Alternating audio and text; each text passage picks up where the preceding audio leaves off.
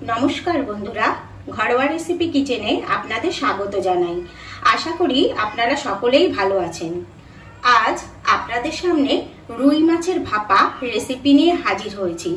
रुई माछ तो आपनारा अनेकेई अनेक भावे खेयेछेन, किन्तु एकबार एइभावे भापा खेये देखबेन गरम भातेर साथे खेते किन्तु असाधारण लागे। ताई सबार प्रथमे एखाने आमी देखुन 8 पिस रुई माछ निये निয়েছি। আর এই রুই মাছটা একটু জ্যান্ত হলেই কিন্তু ভালো হয়। একদম টাটকা জ্যান্ত মাছ নিয়েছি আমি। মাছটাকে আমি খুব ভালো করে ধুয়ে নিয়েছি। এবার এই মাছের মধ্যে আমি মাছের পরিমাপ অনুযায়ী বেশি লবণ দেব। দেখুন আমি কিন্তু অনেকটা লবণ নিয়েছি। এরকম আমি এতটা লবণ দিয়ে দিলাম।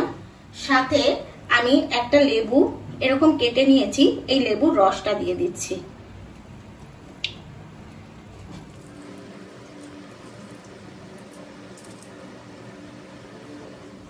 এবার এটাকে একটু হাত দিয়ে এইভাবে মাখিয়ে নিয়ে আমি এর মধ্যে একটু জল দিয়ে দিচ্ছি। জল দিয়ে আমি এটা প্রায় 30 মিনিট ঢাকা দিয়ে রেখে দেব। এতে কি হবে, এই যে কাঁচা মাছের যে একটা আষ্টে গন্ধ থাকে, এই গন্ধটা কিন্তু একটুকু থাকবে না। আর লবণটা বেশি দেওয়ার কারণে মাছের মধ্যে কিন্তু এই যে আধ ঘন্টা এটা যে জলে থাকবে, লবণটা মাছের মধ্যে খুব ভালো করে ঢুকবে। আর এর জন্য মাছের স্বাদটাও কিন্তু অধিক মাত্রায় বেড়ে যাবে। দেখুন এই যে আমি এতটা জল দিয়ে দিলাম মাছগুলো যাতে এইভাবে ডোবা থাকে। এবার আমি 30 মিনিটের জন্য ঢাকা দিয়ে রেখে দেব। এবার ততক্ষণে আমি মশলাগুলো রেডি করে নিচ্ছি। দেখুন এর জন্য আমি এখানে এরকম চামচে 2 চামচ কালো সর্ষে নিয়ে নিচ্ছি, 2 চামচ হলুদ সর্ষে, আর 2 চামচ পোস্ত। আমি কিন্তু এই একই চামচের মাপে সব 2 চামচ করে নিয়ে নিয়েছি। আর সাথে কয়েকটা কাঁচা লঙ্কা। আর ঝালটা কিন্তু সম্পূর্ণ আপনাদের স্বাদ অনুযায়ী। এবার এটা আমি শিলে বেটে নেব। দেখুন বন্ধুরা, আমি এই মাছটাকে তো 30 মিনিট ভিজিয়ে রেখেছিলাম এরকম লবণ আর লেবুর জল দিয়ে। এবার আমি এটাকে মাছগুলোকে সব তুলে নিচ্ছি এর উপর থেকে।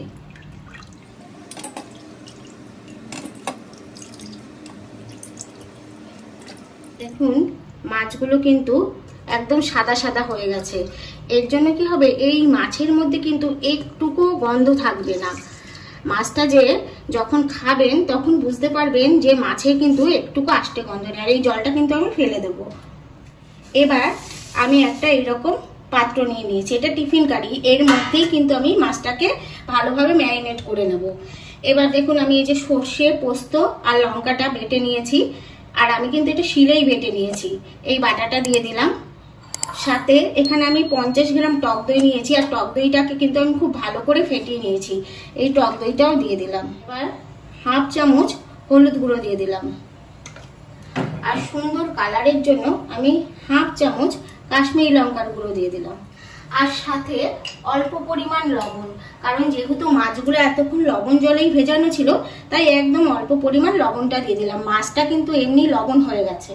এবার এগুলোকে একটু আমি খুব ভালো করে এইভাবে মিশিয়ে নিচ্ছি। আর এবার এর সাথে আমি একটু সর্ষের তেল দিয়ে দিচ্ছি। মাছের পরিমাপ অনুযায়ী আমি এখানে সর্ষের তেলটা দিয়ে দিলাম।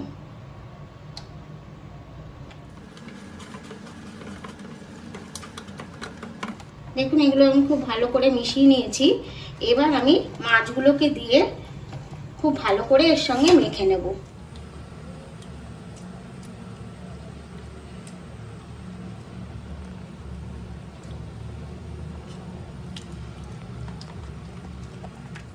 দেখুন এইভাবে উল্টে পাল্টে কিন্তু ভালোভাবে একদম মেখে নিতে হবে।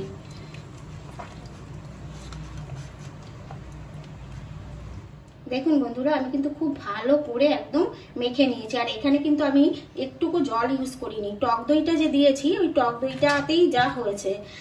আর এবার আমি এর মধ্যে 4-5টা এরকম কাঁচা লঙ্কা দিয়ে দিলাম লাল দেখে। আর একটু সামান্য তেল ছড়িয়ে দিলাম।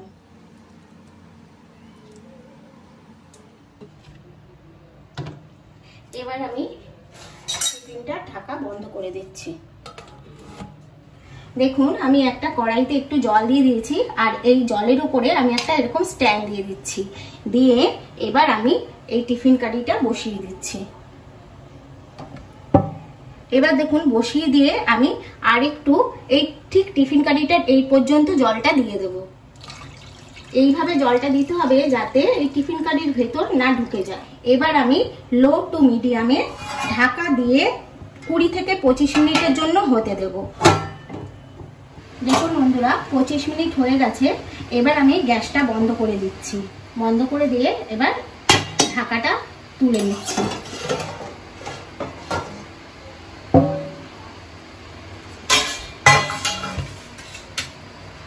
এবার আস্তে করে এটাকে আমি নামিয়ে নিচ্ছি।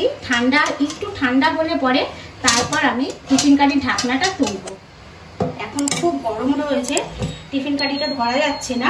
আমি একটু বাদে এটা ঢাকাটা খুলে নেব।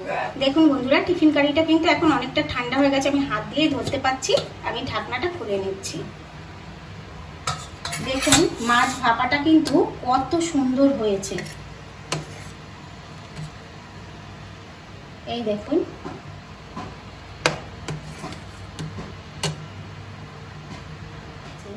আর মাছটা খুব ভালোভাবে সেদ্ধ হয়ে গেছে, খুব ভালোভাবে একদম। দেখুন বন্ধুরা রুই মাছের ভাপাটা দেখতে কত সুন্দর হয়েছে। আর এটা দেখতেও যেমন সুন্দর, খেতেও কিন্তু অসাধারণ হয়। গরম ভাতের সাথে খেতে তো অসাধারণ। আর যে বন্ধুরা একদম কাঁচা মাছ খেতে চান না, আমি এই রেসিপিটা যেভাবে তৈরি করলাম একবার এইভাবে তৈরি করে খেয়ে দেখবেন, একটুকু কাঁচা গন্ধ আসবে না, আর খেতে কিন্তু দারুণ লাগে। তাহলে বন্ধুরা ভালো লাগলে অবশ্যই একটা লাইক করবেন আর একটা কমেন্ট করে অবশ্যই জানাবেন। আর নতুন বন্ধুরা আমার চ্যানেলটি সাবস্ক্রাইব করে পাশে থাকা বেল বাটনটি প্রেস করে দেবেন পরবর্তী ভিডিওর নোটিফিকেশন পাওয়ার জন্য। তাহলে বন্ধুরা আজ এই পর্যন্ত রইল, আবার দেখা হবে নতুন একটি রেসিপির সাথে।